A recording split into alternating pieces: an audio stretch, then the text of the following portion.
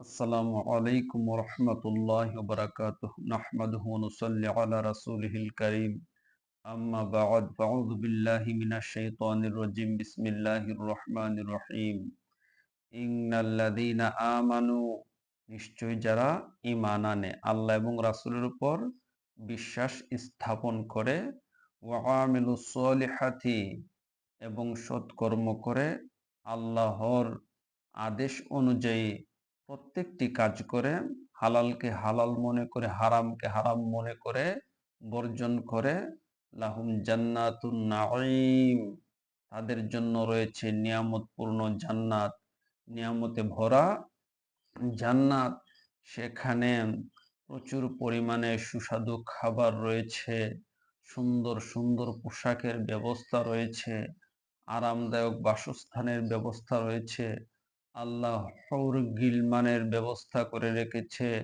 নহর সমূহ রয়েছে সুবহানাল্লাহ এগুলা একমাত্র মুমিনদের জন্য রয়েছে সৎকর্মশীলদের জন্য রয়েছে খালিদিনা ফিহা সেখানে তারা চিরকাল থাকবে সেখানে তারা অনন্তকাল থাকবে সৎকর্মশীল মুমিনদের জন্য জান্নাত নির্ধারিত সেখানে তারা চিরকাল অনন্তকাল আবাদুদ আবাদ থাকবে ওয়াদাল্লাহি হাক্কা আল্লাহর ওয়াদা সত্য অবশ্যই আল্লাহ পূরণ করবেন ওয়াহুয়াল আজিজুল হাকিম আর তিনি মহাপরাক্রমশালী প্রজ্ঞাময় আল্লাহ আজিজ তিনি মহাপরাক্রমশালী তিনি যা ওয়াদা করেন তা অবশ্যই পূরণ করার ক্ষমতা রাখেন তিনি আমাদেরকে নিয়ামতে ভরা জান্নাত দিবেন উনার ওয়াদা সত্য আল হাকিম তিনি সবচেয়ে বড় জ্ঞানী তিনি জানেন কোনটি মানুষের উপকার কোনটি মানুষের ক্ষতি তিনি সবচাইতে বড় জ্ঞানী তিনি মানুষের কল্যাণে সবকিছু সৃষ্টি করেছেন তিনি মানুষকে জ্ঞান দিয়েছেন সাধারণ জ্ঞানের মাধ্যমে মানুষ অনেক কিছু আবিষ্কার করে ফেলছে আর আল্লাহর জ্ঞান তো অফুরন্ত জ্ঞান আল্লাহর জ্ঞান তো বিশাল জ্ঞান সে জ্ঞান যে জ্ঞানের সাথে কোনো তুলনা নেই আল্লাহ বলেন খালাকাস সামাওয়াতি বিগাইরি আমাদিন তারাউনাহা খালাকাস সামাওয়াতি বিগাইরি আমাদিন তারাউনাহা তিনি আকাশমণ্ডলী নির্মাণ করেছেন খুঁটি ছাড়া যা তোমরা দেখছো তোমরা সামনে পেছনে ডানে বামে উপরের দিকে তাকালে দেখবে মহাশূন্যের মধ্যে যেন একটা কি দেখা যায় ওইটা হচ্ছে আসমান তিনি খুঁটি ছাড়া আসমান দাঁড় করিয়ে রেখেছেন কোনো খুঁটি নাই কোনো পিলিয়ার নাই সাত আসমান সাত জমিন তিনি সৃষ্টি করেছেন সুবহানাল্লাহ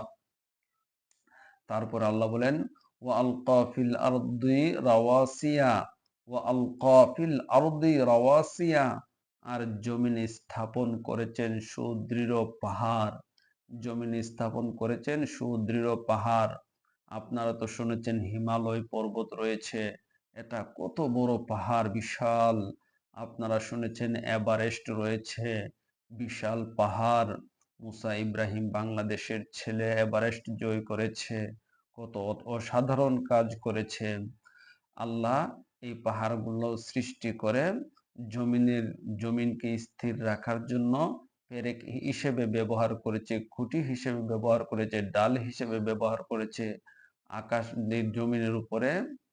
জমিনের উপরে যেমন পাহাড় বিশাল উঁচু নিচের দিকেও রয়েছে আল্লাহ এগুলো সৃষ্টি করেছেন তারপরে বলেন আং থামি দাবিকুম যাতে তোমাদেরকে নিয়ে জমিন হেলে না পড়ে জমিন যেন দুলতে না থাকে যাতে স্থির হয়ে থাকে এই জন্য আল্লাহ পাহাড়গুলোকে ব্যবহার করেছেন সুবহানাল্লাহ তিনি কত মহান সাগরের মধ্যে যদি দেখেন নৌকাগুলো জাহাজগুলো পানির ঢেউয়ে হেলে দুলে যায় যাতে পৃথিবীটা হেলে দুলে না যায় দুলতে না থাকে নড়াচড়া না করে এই জন্য আল্লাহ পাহাড় ব্যবহার করেছেন তারপরে আল্লাহ বলেন ওবাসা ফিহা মিন কুল্লি দাব্বাহ আর তাতে ছড়িয়ে দিয়েছে প্রত্যেক প্রকারের প্রাণী জীবজন্তু পাহাড়ের দিকে তাকালে দেখবেন তো প্রচুর পরিমাণে ভয়ঙ্কর ভয়ঙ্কর জন্তু রয়েছে বাঘ রয়েছে ভাল্লুক রয়েছে সিংহ রয়েছে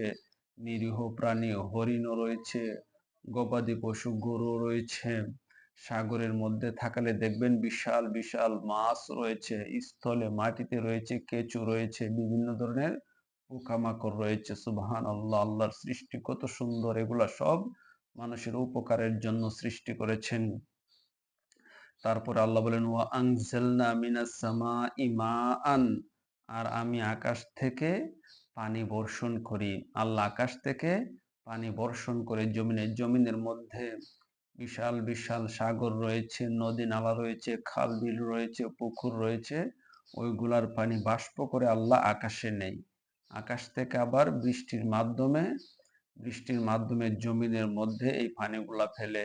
পানিগুলা ফেলার কারণে বিভিন্ন ধরনের ফল ফলাদি আমরা সৃষ্টি করি, ফসল তৈরি করি। গাছের মধ্যে ফল ধরে, ফুল ধরে। আল্লাহর কত বড় নিয়ামত!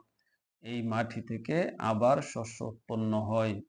আল্লাহ দুনিয়া থেকে পানি আকাশে নিয়ে যায়, বাষ্প করে মেঘ বানিয়ে আবার বৃষ্টির মাধ্যমে জমিনে ছাড়ে। তারপরে আল্লাহ বলেন ফাআমবাতনা ফিহা মিন কুল্লি যাওজিন কারীম, অতঃপর তাতে আমি জুড়ায় জুড়ায় কল্যাণকর উদ্ভিদ জন্মাই। জুড়ায় জুড়ায় কল্যাণকর উদ্ভিদ জন্মায়। এই পৃথিবী জুড়াই জুড়াই বলতে কি বুঝি? এই পৃথিবীতে যে আমরা বৃক্ষ দেখি, যেমন গাছগুলা দেখি, এগুলার মধ্যে পুরুষ গাছ আছে এবং মহিলা গাছও আছে, নর গাছ আছে, নারী গাছও আছে। এগুলা আল্লাহ সৃষ্টি করেছেন, না হয় আমরা ফল ফলাদি পেতাম না। দেখবেন অনেক খেজুর গাছ দেখা যায় ফল ধরে না, অনেক নারিকেল গাছ দেখা যায় ফল ধরে না। এইগুলা হচ্ছে পুরুষ গাছ, আর যেগুলাতে ফল ধরে এগুলা হচ্ছে নারী গাছ। আল্লাহ এই পৃথিবীতে সমস্ত কিছু দিয়ে ভরপুর করে দিয়েছেন, সবকিছু মানুষের উপকারের জন্য।